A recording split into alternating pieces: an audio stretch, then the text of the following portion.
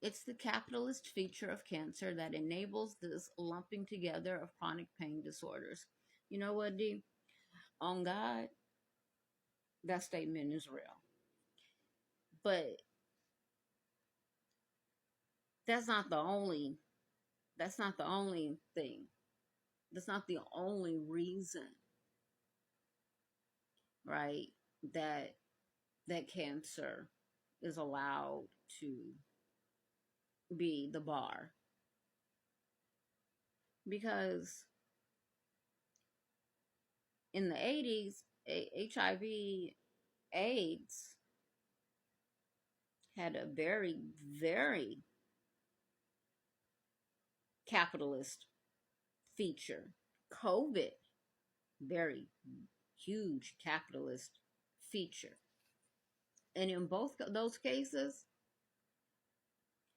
the government said,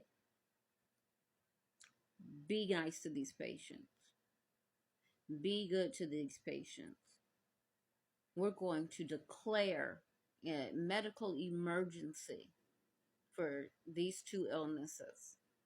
And we're going to put forward everything that we have to eradicate these illnesses. I don't have a problem with that. Who would have a problem with that? But a large part of that backing had nothing to do with money as much as it had to do with acceptance, kindness, and saying these people are worthy. And the fact that somehow, some way, somebody in some boardroom, some back room boardroom somewhere was like, you know what, peep game, uh, I just came up with a new idea, and non, it's called chronic non-cancer pain. And the reason that my idea is so good is because what it's going to do is give our medical community permission to discriminate against and dictate who is worthy of not just their education, not just their experience, but their emotion. Who is worthy of their emotional and mental effort. That's what that label does. That label says you are not worthy of the emotional and mental, let alone financial effort, timely effort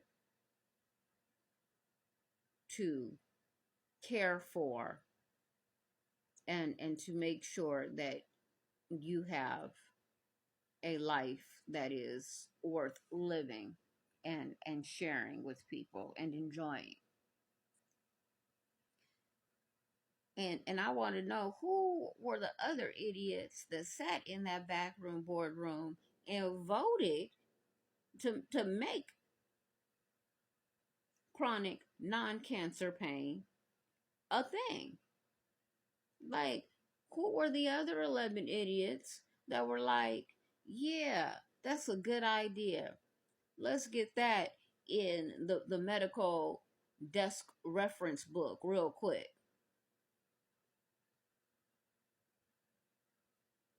Or is it medical reference desk book? Did I say that? I don't know. But who came up with that? Like, why? What? In whose world? In whose world does one disease not only survive but thrive in the absence of all the others.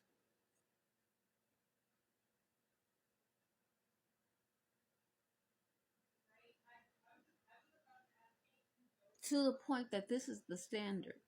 This is the standard. What the hell? And like, be clear, you know, sickle cell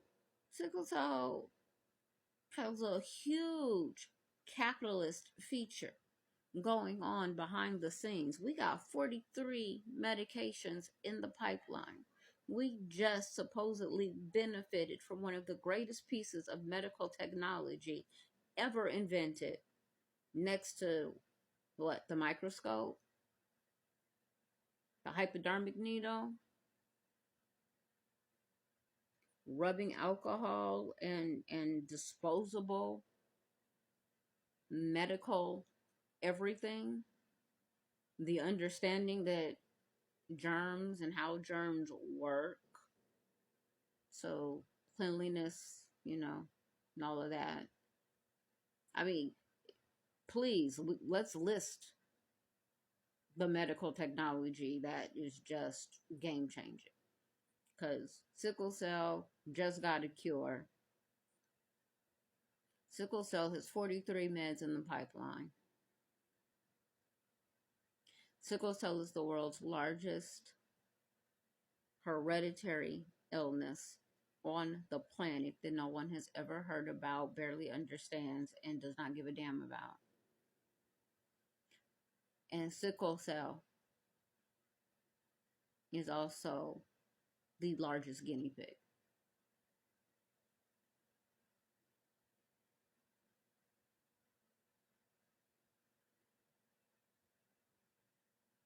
But yeah, how how how how do we term and say to another illness, your pain is insignificant, not even equal to, but insignificant to mine?